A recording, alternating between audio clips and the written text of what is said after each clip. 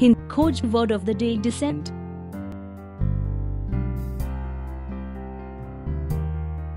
Decent का हिंदी में मतलब असहमति होता है। डिसेंट वर्ब या क्रिया के रूप में। Synonyms of dissent: discord, dissension, disunity, objection, strife.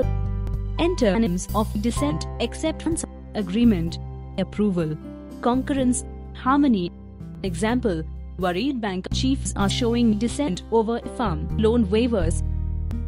उदाहरण: चिंतित बैंक प्रमुख कृषि ऋण छूट पर असहमति दिखा रहे हैं।